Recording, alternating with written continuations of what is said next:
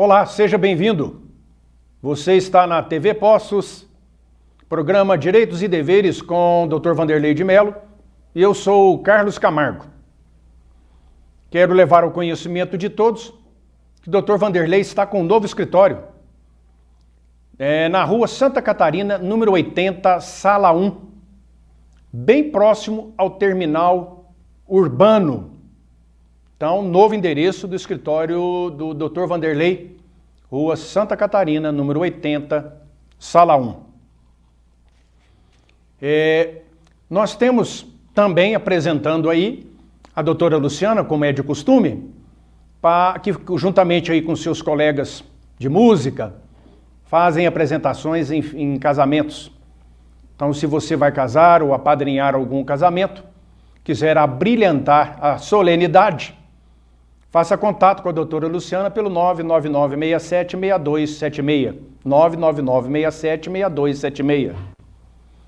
E falando sempre em igrejas, religiões, nós estamos passando esse período tão difícil aí, a humanidade toda, né, o mundo inteiro, da pandemia. E temos visto fechamentos, chamados lockdown, né, uma palavra do inglês, né, chamado anglicanismo, palavras que incorporam a língua portuguesa e no nosso caso aqui, no brasileiro, né, entre aspas, que significa fechar tudo. Mas sabemos que nos momentos difíceis são quando as pessoas precisam buscar refúgio na religião, na fé, na doutrina. Se dirigem aos cultos, às missas, às reuniões, aos trabalhos. E quando se decreta o fechamento também disso, fica mais complicado ainda. O terror, o pavor levado às pessoas aumenta mais ainda. Então, naqueles lugares, naquelas igrejas, templos, de qualquer culto, de qualquer religião, de qualquer doutrina, que exista espaço físico para se manter o distanciamento mínimo de 2 metros entre as pessoas, todas elas usando máscara, todas elas com o uso anterior do álcool em gel, ou seja, essas providências que todos nós conhecemos. Então eu acho necessário que se seja permitido o acesso a esses templos. Temos visto aí pelo Brasil afora, governadores de um estado tomam uma decisão, de outro toma outra, um prefeito fala uma coisa, outro prefeito faz outra. Isso também leva uma insegurança muito grande à população. Ficar vendo notícias aí, telejornais, aumenta mais o pânico ainda. Porque só fala em morte, só fala em que as coisas estão cada vez pior, e isso atinge o psicológico da pessoa. Eu acho melhor nem ver isso aí. Eu, particularmente, procuro nem assistir, porque aumenta o pânico. Nós estamos vivendo uma pandemia, um pânico e um pandemônio na área social, na área política, porque existe lados com ideologias querendo aproveitar deste momento para valer aí as suas ideias, seus ideais, completamente errado. Entrei nesse assunto que fui perguntado por um amigo que ficou sabendo, muitas notícias que a gente vê por aí dependem de confirmação.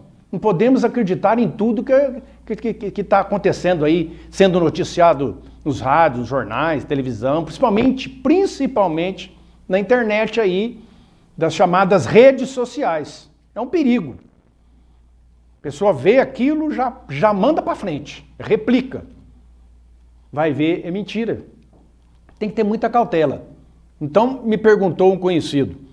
Fiquei sabendo que um prefeito de uma determinada cidade, o que pode acontecer com outras também, iria determinar a lavratura de auto de infração, ou seja, multar aquele motorista que estivesse dirigindo sem a máscara. Ora, isso não existe. Matéria de lei, não. Não é do âmbito municipal legislar sobre esse assunto. Os municípios hoje que mantêm o controle do trânsito, ele somente pode aplicar auto de infrações, multas, em assuntos relacionados à sinalização horizontal e vertical. Por exemplo, avançar o sinal, parar em local proibido, excesso de velocidade, tudo isso e outras tantas infrações da sinalização horizontal e vertical pertence ao município. Infrações que é do condutor, que no caso da máscara, depende que seja uma legislação federal. Por isso que nós temos o Código de Trânsito Brasileiro, que ali tem uma norma, regras, que vale para o Brasil inteiro. Então, precisa de uma resolução, pelo menos, do Conselho Nacional de Trânsito, que pertence ao DENATRAN, Departamento Nacional de Trânsito, para que isso, então, possa valer de alguma forma em caráter excepcional. Mas eu repito, depende de uma lei federal. Alterar o Código de Trânsito no sentido de adicionar mais uma infração, mais uma regra, e aquela regra sendo quebrada corresponde a uma multa, que é o caso aí de dirigir veículo automotor na época desta pandemia sem usar a máscara. Então, fique sabendo, não existe isso. Quem acha que isso vai acontecer em algum lugar, vai acontecer ilegalmente, não pode. Mas em matéria de lei, o direito ele é muito dinâmico. A gente fala uma coisa aqui no programa, no outro dia já pode estar diferente. Lá no Senado, na Câmara Federal, podem votar uma matéria, uma lei nova que possa ser diferente de um assunto que a gente acabou de falar. Então, o direito é muito dinâmico. Ele tem que acompanhar, estar presente junto com a evolução da sociedade e cercear os defeitos, cercear as imperfeições dessas condutas, criando novas regras, modificando necessárias. Eu disse aqui no programa passado a respeito de lei. Então, recordando, a lei é a regra, a lei é a norma. Mas a lei numa sociedade juridicamente organizada, numa democracia como é a nossa, ela não é qualquer um que pode fazer a lei. Então as leis são feitas no âmbito do município, no âmbito do estado e no âmbito federal. E quando uma lei, quando eu me referi ao Estatuto do Desarmamento ou do Estatuto de Armas, que é a Lei 10.826, esta lei tem muitos assuntos dentro dela. Aí acabou criando um estatuto. Vamos dizer aí, é um livro, para ficar de mais fácil compreensão. Um livreto. Ali tem a lei com várias partes. Esses assuntos são chamados artigos. E esses artigos, se precisar dividir mais entre eles, eles têm os chamados parágrafos. Sendo necessário, alíneas. São divisões e subdivisões de um artigo para reger uma determinada conduta, uma ação que vai ser posta. No Estatuto do Desarmamento nós vimos isso. E eu falei também que quando era desarmar a população. Mas isso não é previsto na Constituição brasileira. Por isso que eu falei que eu não concordo com o nome de Estatuto do Desarmamento. Melhor seria Estatuto do Armamento, Estatuto de Armas. Porque ele induz ao desarmamento civil, mas existem categorias, classes, situações que a pessoa pode ter uma arma e outras que ele pode ter uma arma e portar, carregar consigo esta mesma arma. São exceções. Então esse estatuto veio regulamentar isso aí. Nós tivemos, desde quando surgiu o estatuto, problema relacionado às guardas municipais. Que é uma guarda municipal que tem praticamente em todos os municípios do Brasil. E ela foi criada para cuidar dos próprios municipais, ou seja, do patrimônio público. Patrimônio público. Os prédios públicos, as escolas municipais, as praças, jardins, quadras, autarquias, tudo que for da prefeitura, que for do poder público municipal. Esta função primeira e até então única das guardas municipais. Mas como fazer um policiamento sem arma? Como fazer um policiamento sem arma? A princípio não poderia ser armada. Aí com o tempo, cidades com população acima de 500 mil habitantes poderia ter a sua guarda municipal armada. População, mas e aí? E o guarda municipal, o GM, após o serviço, como é que ele fica? Ele fica em que situação? Ele tem que ter uma arma para poder ir do serviço para casa, de casa para o serviço, ter na sua casa, porque como ele exerce função policial, ele também fica fragilizado no sentido de receber algum tipo de ataque por parte aí de marginais e delinquentes em geral. E ficou a polêmica. Ah, mas aí cidades acima de 500 mil habitantes, poderia o policial em serviço e fora de serviço, o GM, Guarda Municipal, usar a arma. Depois, a cidade de 50 a 100, só usar, de 50 a 500, só usar em serviço. Fora de serviço, não. Aí entra naquele ponto que eu acabei de falar. E depois que sai do horário de serviço, do turno de serviço, como é que faz? Está desarmado? E cidades que têm guarda municipal com menos de 50 mil habitantes no município, expressamente proibido o uso de arma. O que agora o Supremo Tribunal Federal votou uma matéria que já foi julgada por ele mesmo, mas através de um ministro só, em 2018.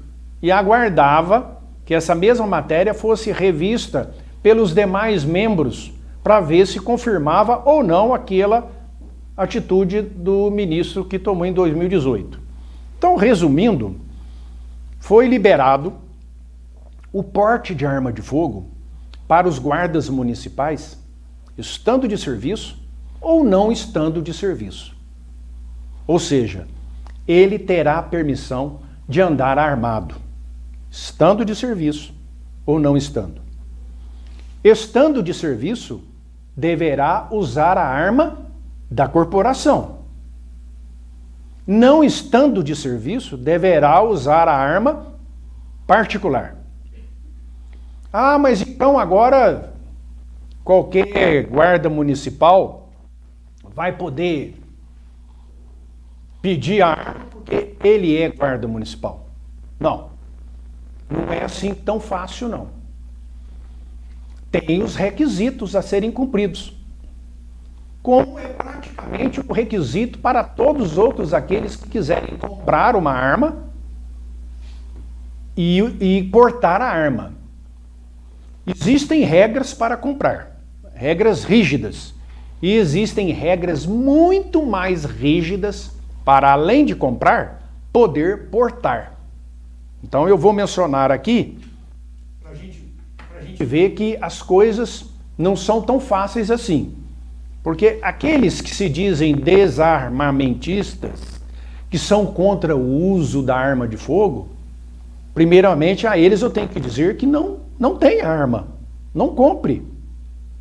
Mas Daí dizer que ninguém deve ter, ninguém deve usar, portar, aí é contra a lei. Porque a própria Constituição Federal, todas elas, garante a defesa pessoal. O indivíduo tem direito de se defender de uma injusta agressão. Ele tem direito de defender o seu patrimônio, tem direito de defender a sua família. O que acontece? O chamado Estatuto do Desarmamento desarmou os do bem.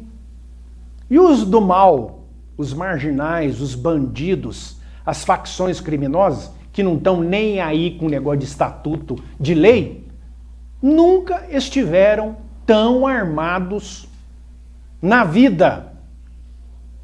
Tivemos, então, um crime jurídico no Brasil.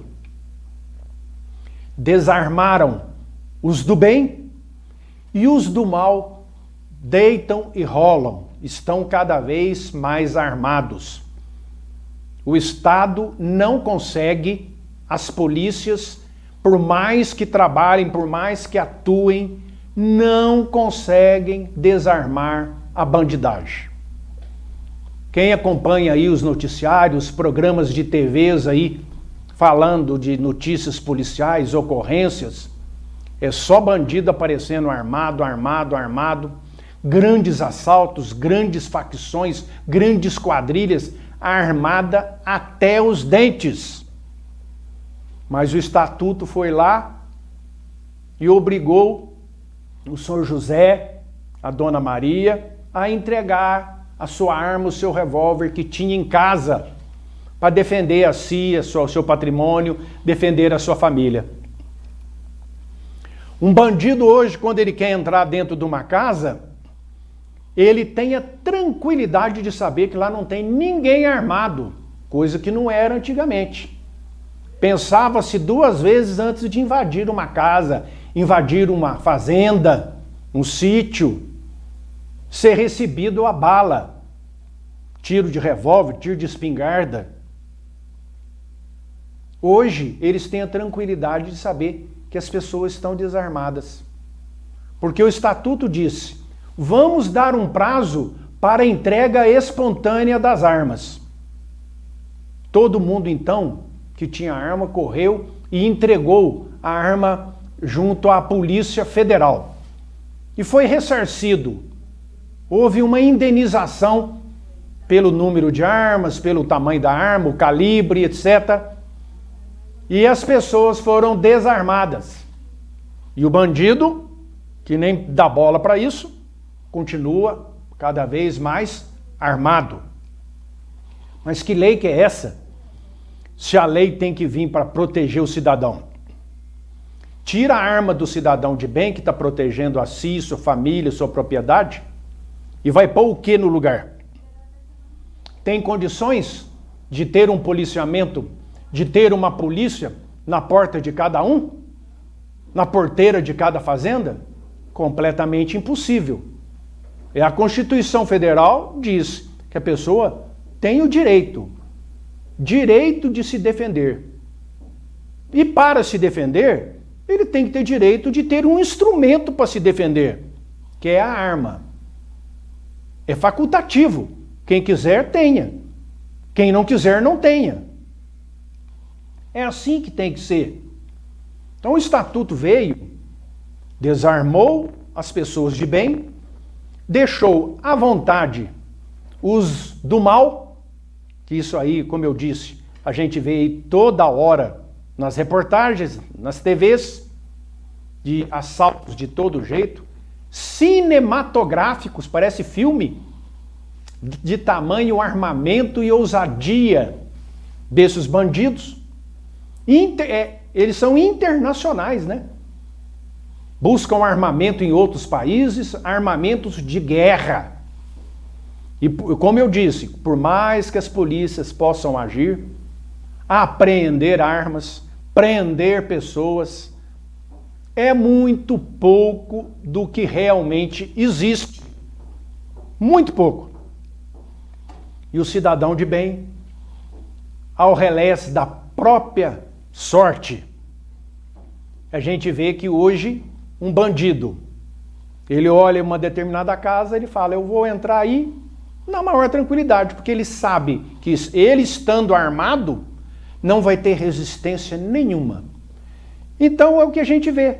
Cidadão abre o portão para sair, é abordado, rendido ali, leva para dentro de casa, ali rouba tudo que a pessoa tem, faz o que quer lá dentro e vai embora na maior tranquilidade.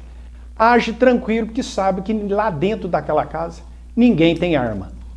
Isso está errado. As pessoas de bem devem ter arma de fogo, principalmente em sua residência. E para conseguir isso, não é fácil. Eu vou dizer daqui a pouco. Já já a gente volta.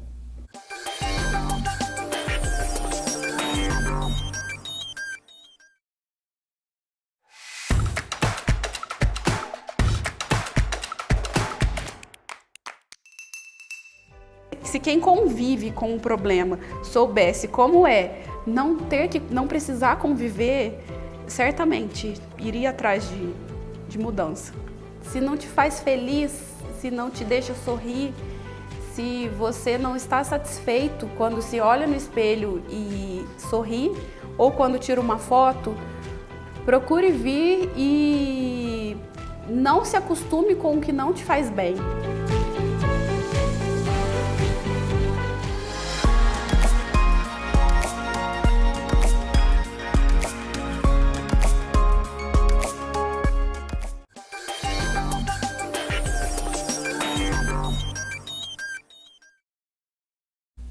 Ok, estamos de volta. E como eu estava dizendo a respeito dos requisitos para se comprar uma arma de fogo, então vamos lá.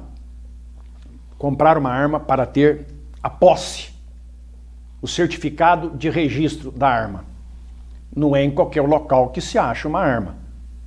Para comprar legalmente. Então eu estou me referindo aqui à parte legal. Os bandidos compram livremente, eles sabem onde achar no mercado negro. Mas nós estamos falando, como eu disse, o estatuto é somente a pessoa do bem que é afetada. Aquele que é do bem, quiser comprar uma arma, ele as lojas são credenciadas, registradas, tremendamente fiscalizadas pela Polícia Federal. O cidadão tem que ter uma idade igual ou superior a 25 anos. 25 anos. Não ter antecedentes criminais. Para trás. Tem que ser ficha limpa. Não estar respondendo a nenhum inquérito policial ou processo criminal. Ter residência fixa. Comprovar uma aptidão psicológica. Ele tem que passar por um exame psicológico através de um psicólogo credenciado pela Polícia Federal. E ali o psicólogo vai ver se ele tem capacidade psicológica de ter uma arma. E uma capacidade técnica para o manuseio, o emprego dela. Isso se consegue através de clubes de tiro. Aqui em Poços de Caldas tem. Se você quiser ter acesso a alguma notícia a esse respeito, entre no Google e digite lá. Escreva lá. Clube de Tiro Poços de Caldas. Vai aparecer. E, por último aqui, para comprar, para ter na sua residência, no seu comércio, no seu sítio, na chácara, na fazenda, ter ocupação lícita. Ou seja, uma pessoa que trabalhe. Essas são as condições para se comprar. Depois que passar por tudo isso aqui tudo é feito através da Polícia Federal. Então, se você tem interesse, você pode contratar os serviços de um despachante Mas não é o despachante de veículo. É um despachante próprio. Então, se você quiser ter notícia de despachantes, pessoas que trabalham, lidam com isso, digite lá no Google, despachantes, armas de fogo, Poços de Caldas. Aí vai aparecer lá os escritórios que trabalham, aí você faz contato e eles vão te ajudar a providenciar esta papelada. Você viu aqui quanta coisa precisa. Ou então, você pode acessar pelo Google, Polícia Federal, compras de arma de fogo. Registro de arma de fogo. Também dá certo. Bom, comprado a arma, algumas pessoas podem, além de tê-la na sua propriedade, podem utilizá-la no dia a dia. Dentro do seu veículo, na sua bolsa, na cintura. Mas isso aí depende de uma coisa que eu vou falar aqui agora. Mas primeiro, novamente, através de um despachante policial de armas de fogo, ou através do site da Polícia Federal, vê lá, porte de arma de fogo. Até agora eu estava falando da posse, de ter ela. Agora é o porte, carregar, ter consigo. Tem que ter um requerimento, logicamente, tem que fazer um requerimento na Polícia Federal. Aí vem de novo, mais de 25 anos de idade, residência comprovada, ocupação lícita, trabalha com o quê? Aonde? Tem que ter a declaração. Comprovar a idoneidade com certidões negativas e antecedentes criminais das justiças federal, estadual, juizados especiais e justiça eleitoral. Precisa da certidão negativa de todas essas justiças. É demorado, não é fácil não. Aí, de novo, aptidão psicológica por psicólogo credenciado pela Polícia Federal.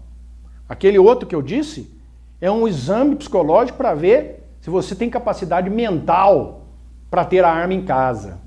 Agora aqui estende, é para ver se tem a capacidade mental de tê-la consigo, portando, conduzindo.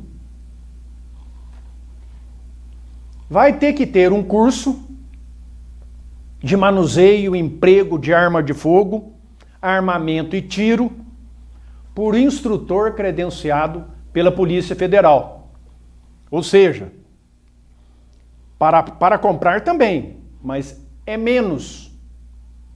Aqui o curso é estendido. Porque uma coisa é aprender a lidar com a arma para ter na sua residência, na sua propriedade. A outra é para conduzi-la, consigo, portá-la. E uma coisa que é muito difícil de ser aprovado, que é onde a maioria das pessoas esbarram para o porte. Efetiva necessidade para o porte exercício de atividade de risco. Ou seja, tem que provar para a Polícia Federal que, de fato, ele tem necessidade de andar com aquela arma ou na cintura, ou no carro, ou na bolsa. Tem que provar. Um exemplo que eu acabei de citar, do policial, do guarda municipal, que acabou de exercer a sua função, está indo embora para casa, então ele tem uma efetiva necessidade de estar armado. Um gerente de banco, do banco para casa, da casa para o banco, pessoas que trabalham com numerários, documentos carregam documentos e dinheiros, cheques, valores, até o banco, do banco até a empresa. Então tem que provar. E não é qualquer um que consegue. Eles aceitam. É muito difícil isso aí. Existem algumas categorias que já têm o porte, que é o caso dos policiais, dos militares, Ministério Público, Judiciário. Muitas categorias profissionais têm o porte. Basta ter o registro da arma. Mas o que eu estou dizendo aqui é para aquele que não tem esse tipo de profissão.